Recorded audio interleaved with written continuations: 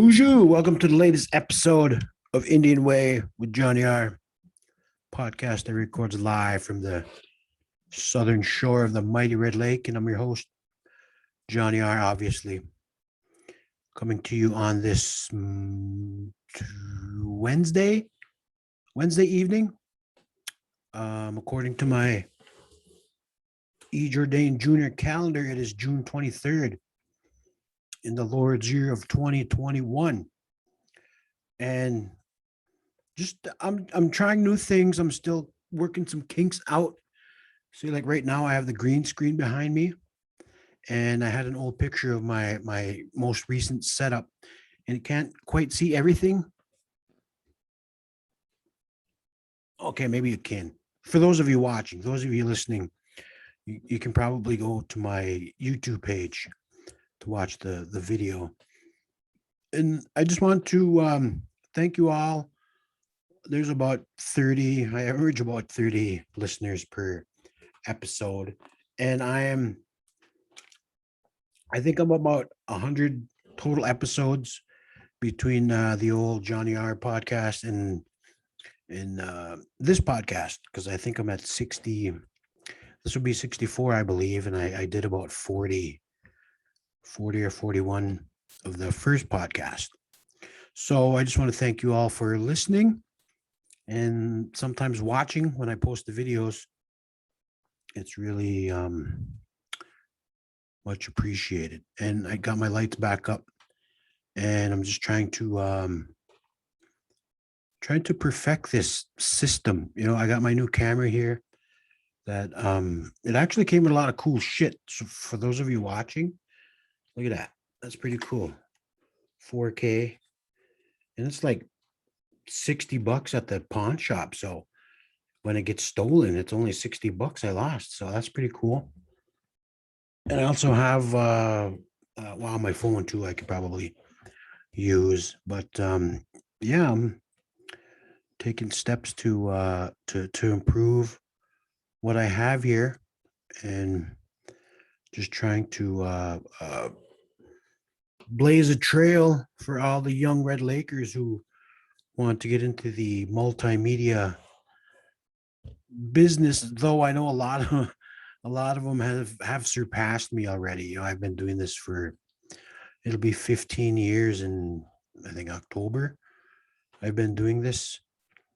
Started out small with video production. I got a travel credit loan for a few thousand.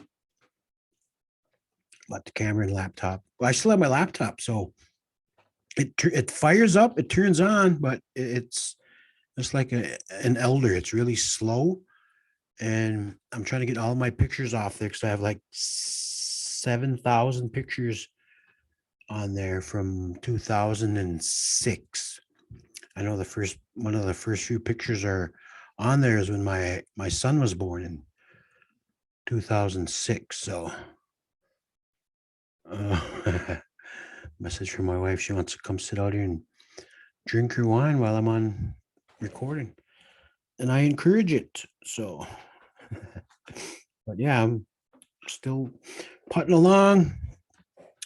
Started out video production, got into comedy and podcasting, and actually got back into film, video production again, and now into podcast. Even though I had the podcasting app on my first MacBook, but I didn't know how to use it, so I just left it there. And but yeah, I'm back here and trying to get some stuff going on. But it's been kind of hard lately. I was at the gym quite regularly last year, and once the shutdown began, it threw my plans off. But summertime, I picked it back up. But last summer, I picked it back up. Doing steps in the yard, lots of yard work. And then once it got colder, I was kind of couldn't really get back into it.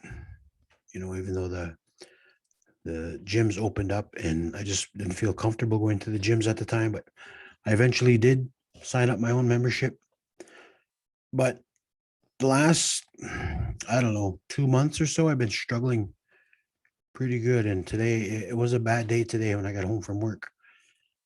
Struggling for not struggling for air, but the coughs have become pretty extreme, and cough so hard, I get a headache, and then like I get lightheaded when I cough so hard, and then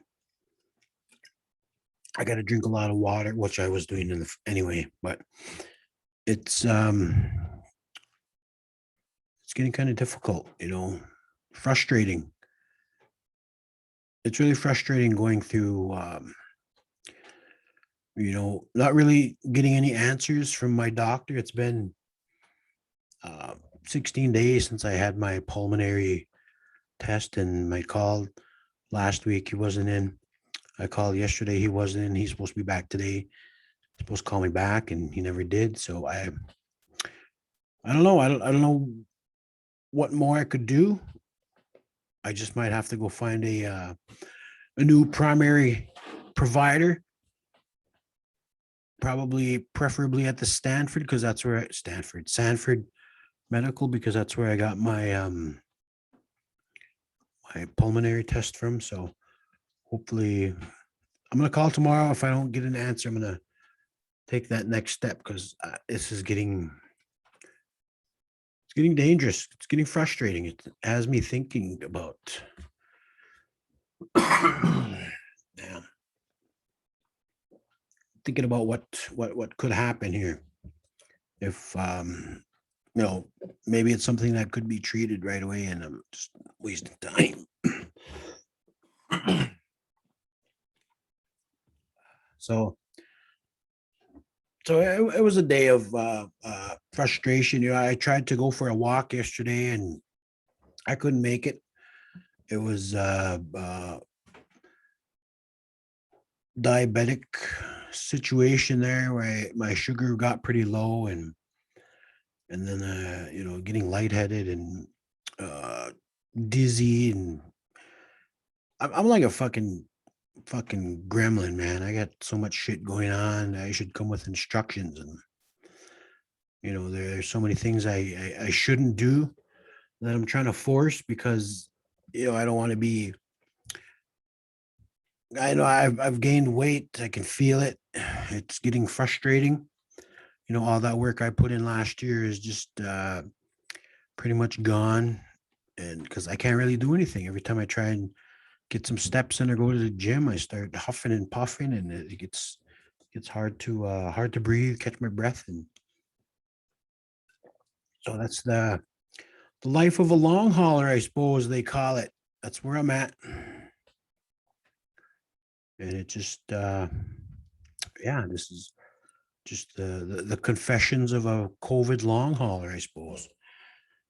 You know, I, it really is starting to worry me, and I've been saying this for my loyal 20, 30 listeners, probably sick of hearing it, but it really is getting um, concerning for me.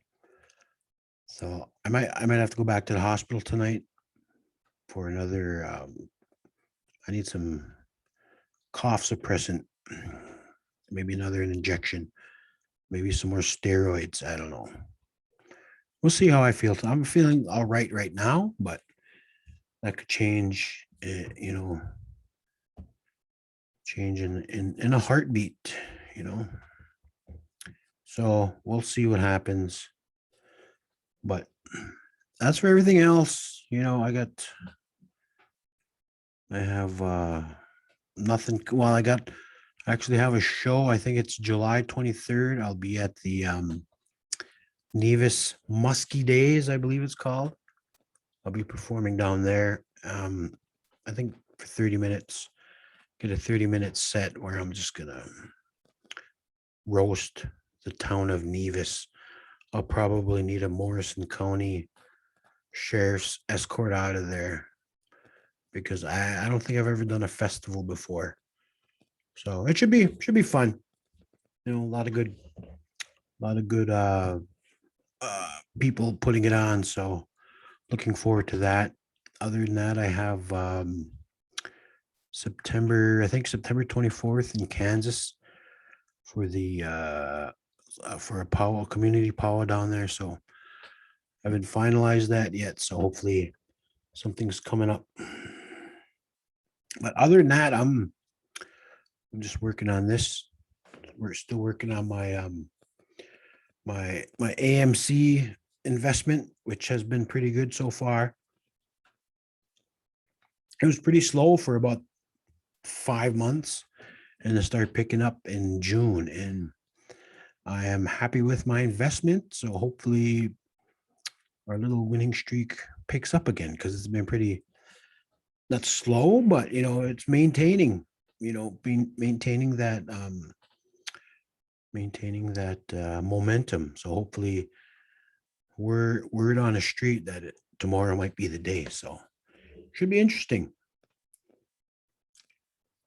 I got a day off of work tomorrow, so I'll be able to watch that and sell if the mother of all short squeezes happens. Even though it's supposed to last, I don't know, last a day, no, a week, a month, I don't know. So we'll see. I don't really know all the specifics of investing, but I do know what I'm supposed to be watching for. And I don't know how it gets there, but I know when to bail, because I haven't done a lot of, wow, a lot of research, but I watch YouTubes and read articles and follow certain Twitter and Facebook pages. So, but I can't complain so far. I'm doing very well with AMC. I hope you are too. So let's keep it up. You know, Gorilla Gang. Speaking of which, I got my new Gorilla Pimp shirt from Gorilla Pimp himself, Levi Hansen from Sioux Falls, South Dakota. I think he's Flanju. No. Yeah, he might be a Flanju. Or is that Siston? I don't remember. From South Dakota anyway. Hip hop, hip hop musician, hip hop artist. Saw him a few times. He brings it, man. What was that? The lightning or gunshot or fireworks? You don't know anymore. You know. Thankfully, we're deep in the woods and nobody can bother us. So, but what else is there? I was I had a couple social media posts, and people are probably getting sick of it. People sick of my smart ass, opinions. People, oh, this fucking guy. Why doesn't he shut up? Why does he have to be so negative? Why is he bringing everybody? I don't know. I don't think of it as being negative. It's just some things I find humorous, and I share those opinions because I know, I got this not a platform, but play a place to express my opinions. Some people agree with them, a lot of them don't, but it's good to have uh, opinions from all aspects of all perspectives. It's good. That's how we build. That's how we build as a tribe. People got to come together. And I think those are fireworks. I hope. Yeah, those are fireworks. So, but yeah, it's come to a point where you got to think really hard what's happening around here.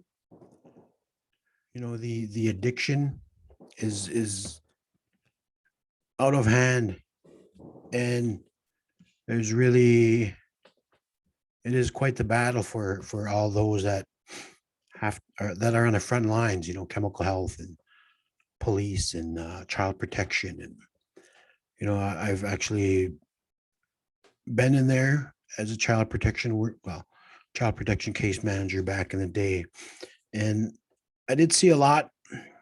And it's really shocking the extreme, how extreme it is out there. And but I've also seen a lot of people turn it around, get their kids back, families united. So I know it is possible, and also worked in chemical health, and I've seen people not kick the habit, but they are fighting. They are recovering in recovery. One thing I learned about working in chemical health is you're not fully, you're probably never fully recovered. You'll always be in recovery, which makes sense because, I myself, I struggle with alcohol, and I'll always be in recovery, even though I try to quit drinking. And I don't know, but anyway, yeah, it's always, our people will always be in recovery. And, you think about, I know I was reading an article, uh, what's her name from Rutherford Falls, Jana Schmieding. She plays Regan on Rutherford Falls. And her quote, I had this quote on Twitter. I shared the story. I think it was a Vanity Fair story about her that she wrote, an article she wrote. She says, there were many years when I did the colonizers' work for them by silencing my own truths. And that just how we are, we're our people, we're our ancestors are taken from the homes, put in residential boarding schools, and our culture was beaten out of our ancestors. And we had that for so long. I don't know if it was the how traumatic it was. It was never brought up by those that did survive the residential slash boarding schools. And that mentality was toxic, and it really affected, not only them, but the generations after them. And that's what the government wanted, the church wanted. And I just finished reading Killers of the Flower Moon the other day. Well, I read the first half, and then I listened to the second half while I was on the road on Audible. And that was, it's like what the government has been doing since it was formed here. Put all the natives in one place and take what they have, but make it legal to steal from the indigenous people. Because a lot of the Osage members, they were wards of the state because the government made it sound like they weren't capable of capitalizing on their the oil that was discovered on their land. So they made all the tribal members wards of the state, and they made it seemed like anybody in that area, if you're white, could be a guardian of the Osage people that was getting that oil money. And they took advantage of that, and they murdered them to try and make it look like an accident so they could inherit all that money, which they got away with for years, until I think that FBI was formed in 1923 is when they finally caught on to that. And it wasn't just the one guy that was doing it. It was the whole county, state was trying to eliminate the Osage people so they could get their money, their oil money. And that's just, that made me think about, the what is that race theory they're talking about now? Critical race theory. A lot of those that oppose teaching critical race theory in schools probably have those ancestors that were part of the people that did what they could to keep the indigenous, the African Americans, the Mexicans, and all the minorities down, to keep themselves, wealthy off of the hard work of the minorities. And it's coming to light now where, the tribes knew this all along, always mistreated, always having our land stolen, treaties never lived up to the treaties. And as also, I'm also reading, I'm also reading Warrior Nation. I'm still trying to finish that, and I started it over for about the fourth time. And I'm at the. I just finished the chapter on the Old Crossing Treaty, where Moose Dung had everything that he wanted to say, and all the other chiefs wanted told the Governor Ramsey of Minnesota at the time what they wanted, but yet it was still taken. And it was the same thing in 1889. The he who was spoken to was working well with a couple of the white translators, and all the chiefs expressed what they wanted. They would not give up the whole lake, and that was written down. It was agreed upon, but yet the government still took almost half of Upper Red Lake, even though that's not what the agreement was. And it's just that's what critical race theory is trying to. I'm just assuming that's what critical race theory is trying to teach in the schools. And a lot of those that oppose it were maybe part of the families, their ancestors did all that, and they don't want to be looked at as oppressors, I suppose. That's just me. I don't know, but what do I know? I took years, took a lot of years in college that I didn't get my bachelor's. I'm so close though. I'm like 40 credits for my bachelor's, and I keep effing up, but I don't know. I'll get there. But yeah, that's critical race theory. General Milley had a good response to Representative Gates today, and he just pretty much fucking roasted him. And if you can see that, it's on Twitter. General Milley Gates, Matt Gates. Look that up on YouTube or Facebook or Twitter, and he just fucking gave it to Gates, man. And that's just what a lot of the oh wow, I'm not there. They're not all, well, I suppose. A lot of the I don't know how to say that. Not everybody is like the oppressors, but their families were part of, not all white people. I can't even say that right because it'll get people mad, and it's really not. Allies of the indigenous, allies of the minorities are there. We do have a lot of them, and they're trying to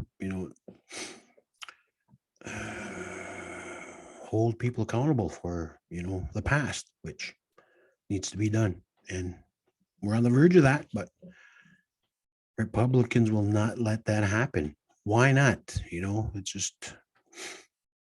But I don't even know what I was talking about. I just fucking went off. I feel like remember on Old School when Frank the Tank got into a real discussion in those Olympic things, and he just, after he got done speaking, oh my head. Oh, what did I just? That's how I feel right now. I don't even know where that came from, but I think that's all I got. I'm just, tomorrow I'm gonna try my other camera. I'm gonna try multi-camera angles, and I got to plug in my new things here. So when I get my guests, I think I'm gonna go set up at the Powell and try and corner famous powwow people. I know I don't work that first day of the powwow, and so maybe I'll do it then. So supper break, get some supper break interviews. Red Lake 4th of July or 6th of July. Red Lake Nation Independence Day, July 6th, 7th, 8th. Middle of the week power at the Red Lake Nation. Singing contest. That, oh man. Oh, excuse me. But yeah. And Leech Lake Powwow this week. Man, Leech Lake's got all kinds of exciting stuff going on over there. Leech Lake Powwow, Leech Lake Days this weekend. September, I don't even know what month I'm in. June 25th, 26th, 27th. Does that sound right? This weekend anyway. I don't know. Maybe I'll go to that one. But that's all I got. Me Gwitch for listening. Me Gwitch for watching. Ooh.